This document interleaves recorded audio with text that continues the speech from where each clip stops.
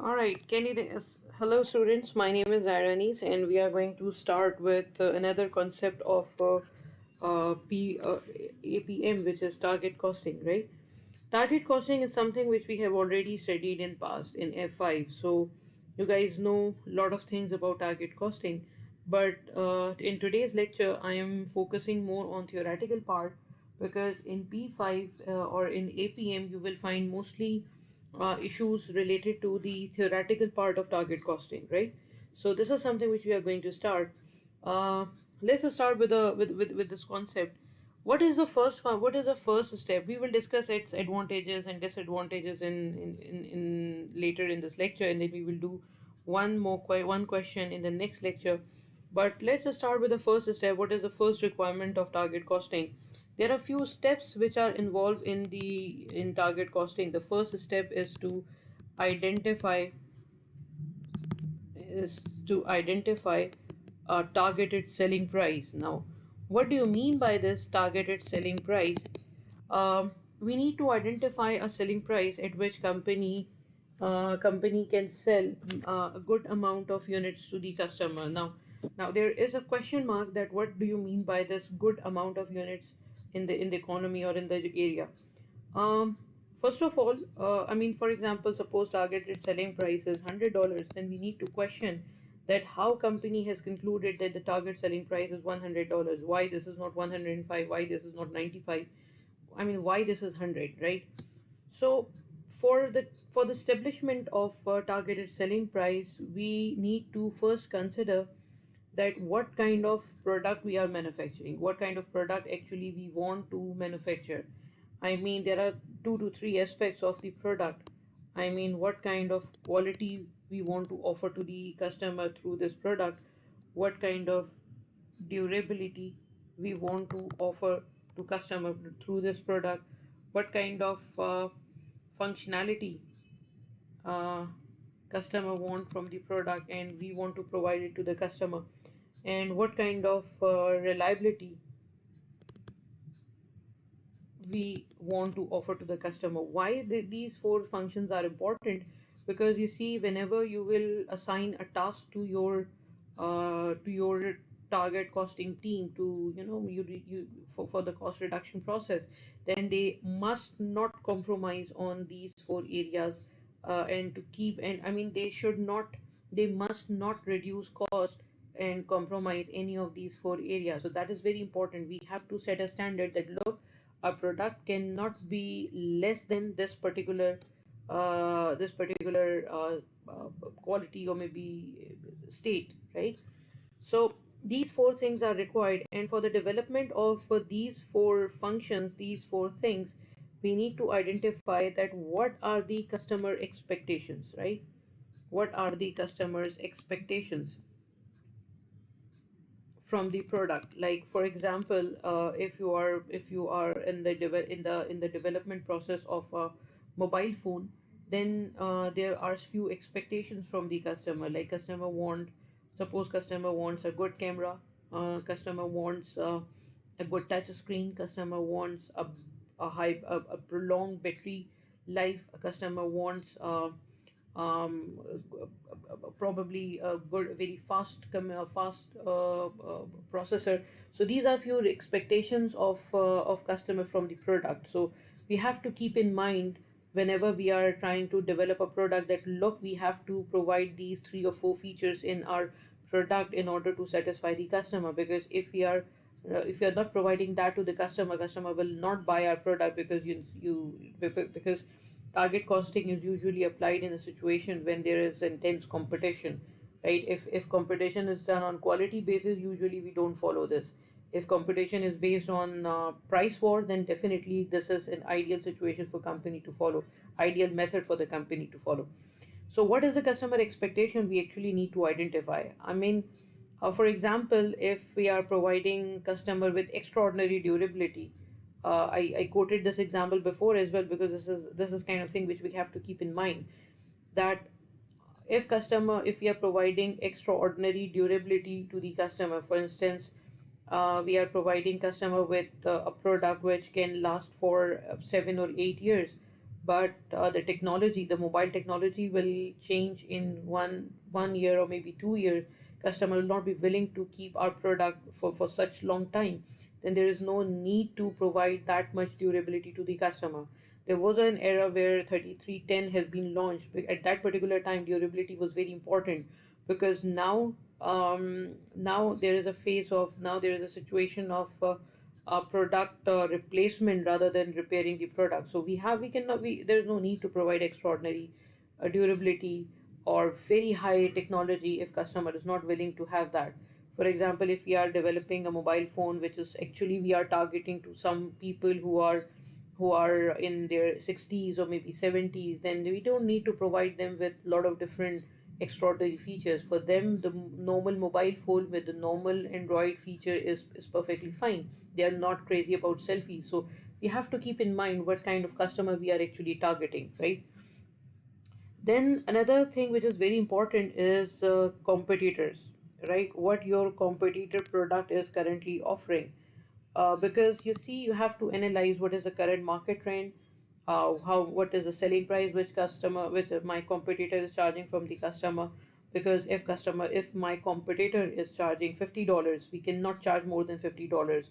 Or if we charge more than $50, we have to provide some extra uh, benefit to the customer for attracting him to pay us $10 or maybe $15 extra. So we have to analyze what the current what is the selling price of the close substitute of our product. What is the what kind of strategy our competitor is following? How many units are currently selling in the market? What is the market potential? If we launch this product at this particular time, how many units company can sell considering the competitive situation, competitive environment. So this is very important thing. We have to understand what is the competitor psyche, and then we have to develop our product accordingly, right? So we have to keep these things in mind. I mean, for example, if competitor selling price is um, if we are producing any product which is of high quality as compared with our competitor, then we can charge high prices. Or I mean, here we can charge high price from the customer, considering the fact that we are providing them with extra quality. Or if we are and if our product is of low quality product, if we are not, if we are providing them with some essential feature but not as much as competitor is offering, then we have to keep in mind that we have to launch this product at low price, because no one will be willing to pay us same amount as our competitor, because we got lower product. So this is a very common sense thing, right? So we have to identify the selling price, and for the development of selling price, we have to consider few more aspects as well. I mean, competitor price is important. What kind of competitor product competitor is launching, that is important. Then you have to compare the brand value. Now, what is the brand value concept? Suppose that what we are thinking that my product, our product we can sell our product at $1,000, right? But our competitor is selling the same product at say a similar product at for example 1100. So what the market perception is our product, our company is better than the competitors, right? So if our company has been ranked as a better company as compared with my competitor, that means our product have a good brand value, right? So if we launch our product at $1,000, it will not be a good idea, because customer rank our product, our company well. I mean, this is the established company, and we are launching a new product.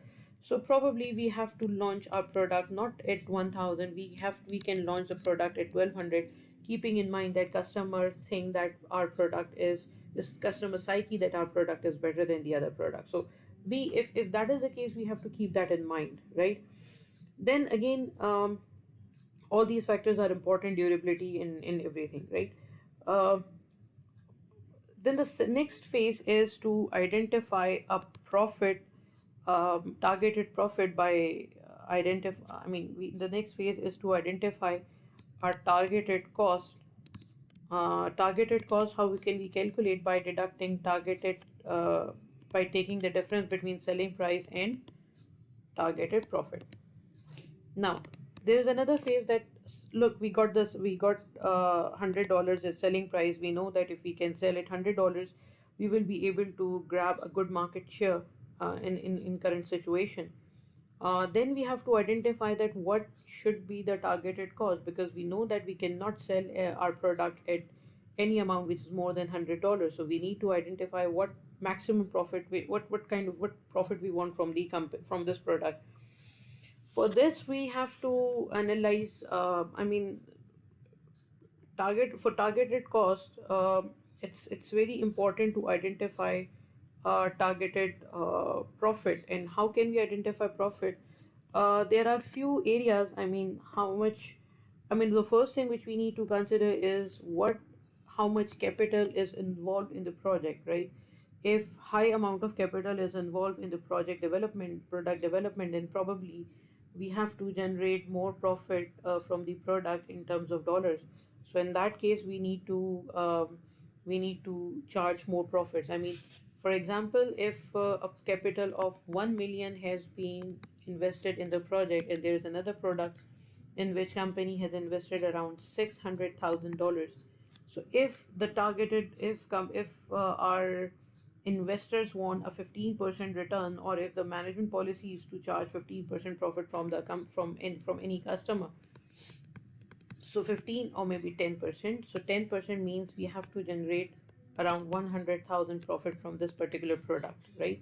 And if we are selling 10,000 units of the product, then that means we have to charge $10 profit from the product. Similarly, if the capital involved is 60,000, that means 10% profit will be around 60,000 divided by 10,000 units. That means what? That means we have to charge a $6 profit from the product. So the more capital is involved with the project, the more profit we want from the product. So in percentage term, it's 10%, but absolute term, it can increase or it can decrease. So if targeted selling price is $100 in this case, so we have to generate a profit of $10. That means my targeted cost will be 90. And in this case, if selling price is $100 and we want $6 profit, that means targeted cost is around 94. So there is a difference between targeted cost in both situations. So first of all, we have to identify how much capital is involved. Then we have to identify what percentage of return actually investor wants from our product, because that is also important. Then it's important to understand that what are the future projects of the company, because see, if you want to finance your future projects are riskier and this project is safe. Or if you want to finance your future projects from revenue generated from this particular product, then you have to charge high profits. Or if you think that customer is a good market in the project, this product has a good market, you can sell this product at at a good selling price, then obviously you can charge higher profit. So it all depends on the situation, but this point is very important in charging the profit, how much profit company should charge from the product, right? So from by deducting this targeted profit, we can come up what should be the targeted cost of the product, right? Then for target costing, for example, target cost is around, let's keep in mind that the target profit is, let's pick this $90. So now the targeted cost is $90, right? We need to identify that what is the expected cost of this particular product. Expected cost in the sense that we have to contact the research and development department, and we have to provide them with these specifications, that look, we got these are the specification: quality, durability, functionality, reliability, and this is the product which we want, this is the kind of mobile which we want you to produce. You are we ask R&D department or our product development department that, look, you have to develop this kind of product which should have these features in it. Suppose your product development department give you a cost that they can manufacture this product. Remember, the targeted cost is $90. Now expected cost is around 90. Suppose expected cost is around $94, or let's keep it $95. So that means what? That means what we ask from what we want is $90 cost, but what the R&D is providing is 95, right? So that means what? My expected cost is $5 more than the targeted cost. So this $5 is basically called cost gap. Now, what is cost gap? Cost gap is the difference between expected cost and targeted cost. Now, what we need to do now is we need to identify how can we reduce, can we eliminate or reduce this $5 gap. I mean, there are a lot of things to consider at this phase, at this stage. Um, if you want to reduce this $5 cost, you have to identify areas where you can improve. And in this situation, we usually apply value engineering concept.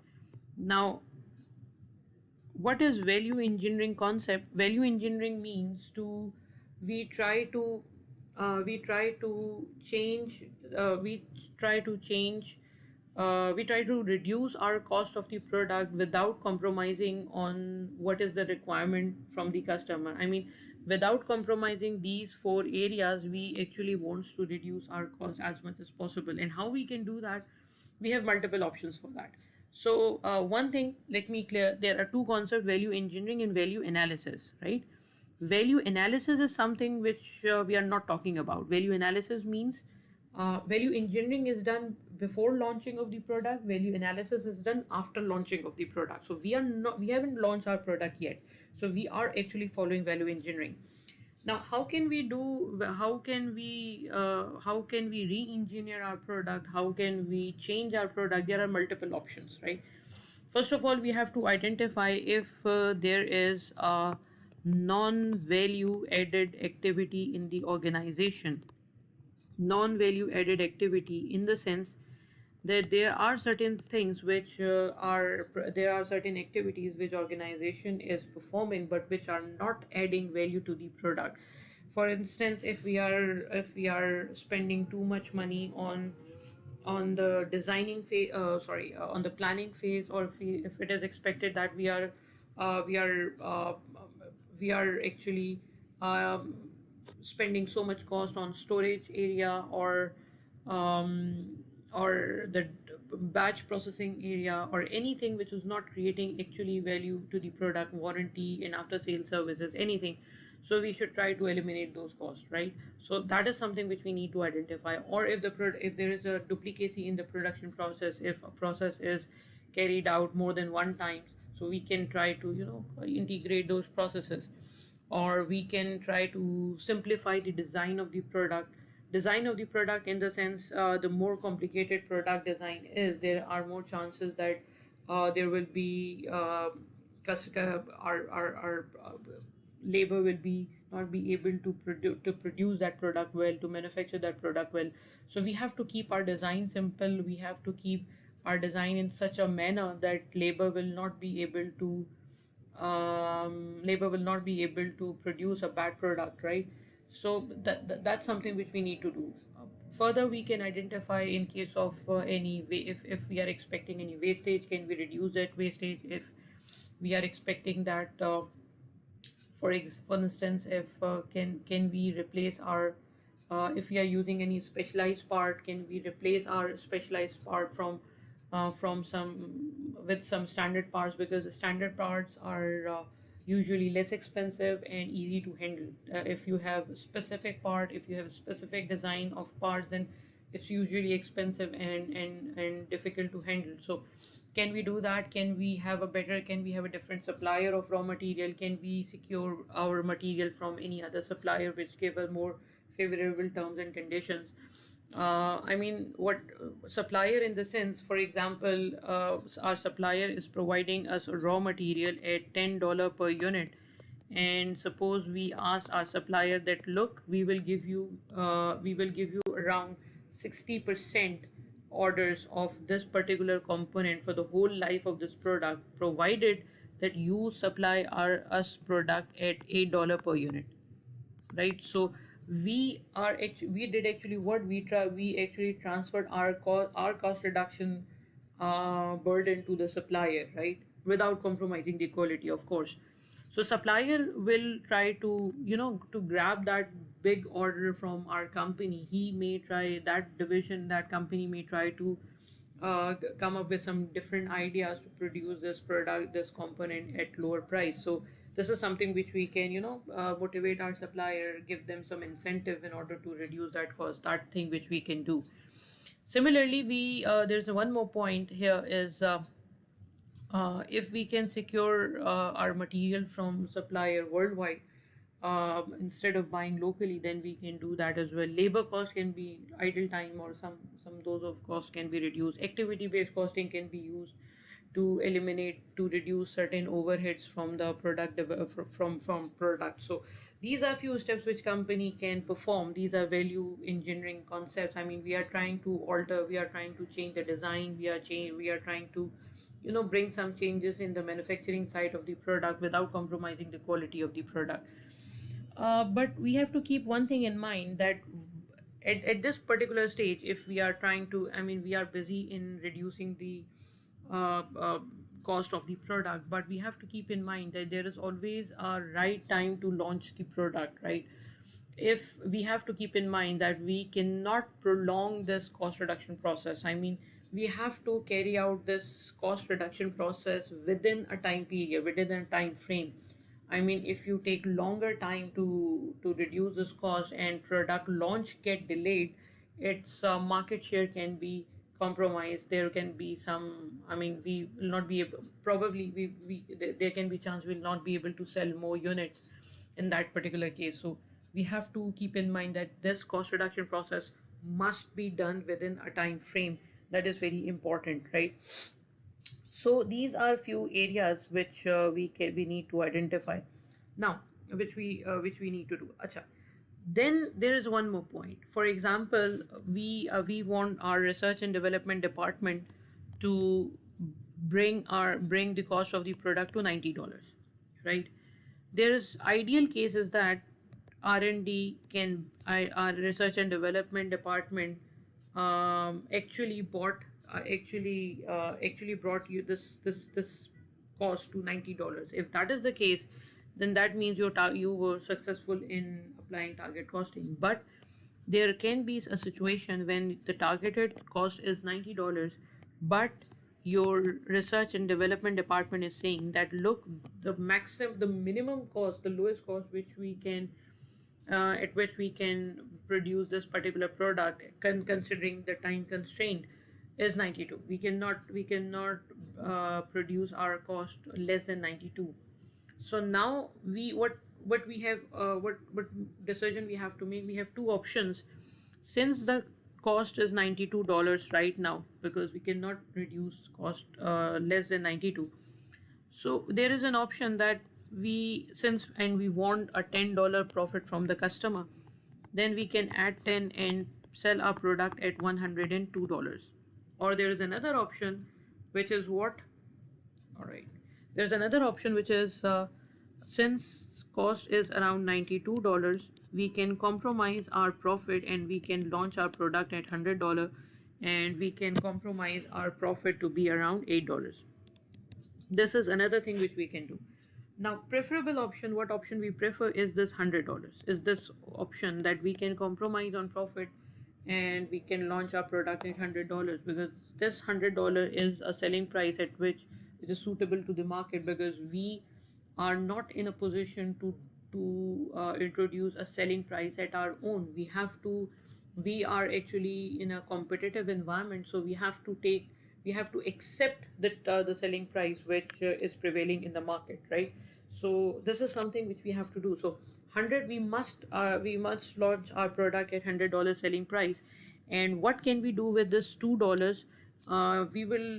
We can try to apply Kaizen costing in future in order to reduce this $2 cost. Now, what is Kaizen costing? Kaizen costing is basically value analysis, and we try to introduce few cost reduction programs so that we can reduce our cost. So we will do it later. Kaizen costing is a topic which we'll discuss later. So this we can do now. For the application of target costing, examiner may ask that what are the advantages of activity-based costing, or I mean, what if a company apply target costing? What are the why a company should use target costing? So the first advantage of target costing is basically cost leadership. Cost leadership in the sense, company is manufacturing this product at the lowest cost, right? So this is basically a kind of this is basically something which we have achieved, and we are manufacturing this product at the lowest cost in the market, right? So we can dominate in the market by through this we can fix a selling price which will be acceptable for customers, right? So cost leadership is can be achieved through target costing, right? What China is doing is basically the same thing. The second one is there is a real cost reduction in the sense that we are not we are not following something short term, right? Whatever cost reduction we are proposing in target costing, that is more longer term concept, right? I mean, we have changed the design that is a permanent solution. We have we have asked supplier to reduce the cost of a component and we made a contract, so that is a permanent solution, that is a permanent thing. Quality, without compromising the quality of the product. So this is something which is a real cost reduction. I mean, we haven't compromised the quality of the product in order to reduce cost. We actually brought practical changes in the product, right? Then design and process improvement is permanent. We have changed the design of the product to better suit the customer. We have changed the process of manufacturing, process of assembling something we have changed, and that is a permanent one. This is not a short-term change. So design improvement is done at the at the before launching the product, at the initial stages of the product, right? What is the next benefit? Non-value added activities have been eliminated, right? Because these activities are those activities which are consuming our resources but not adding any value to the product. So we just eliminate or we reduce to the maximum level these activities, so that our resources cannot get wasted, right? Then there is another thing which is target costing brings some innovative ideas on the development of the product. I mean, if you cannot do it like this, you can do in some other ways. I mean, for example, here I would like you to see a video, a documentary movie, which is based on a case study of Tata Nano. Uh, Nano is basically a car launched by Indian manufacturer Tata Motors, where they said that uh, before launching the product, before anything, they just said that we will launch a product at 1 lakh Indian rupees, and then they started the designing, the restructuring phase of that particular car. So we can bring some innovative ideas how to produce the product within the cost limit without compromising the quality of the product. So that is something to think outside the box, that what can be done in this situation. And then this is a market driven strategy. We are not ignoring, this is market driven strategy. We are not ignoring what the customer requirement is. We are keeping in mind what customer wants. We are keeping in mind what the market trends are. We are keeping in mind what the selling price is prevailing in the market. We are providing everything which is consistent with the market right now.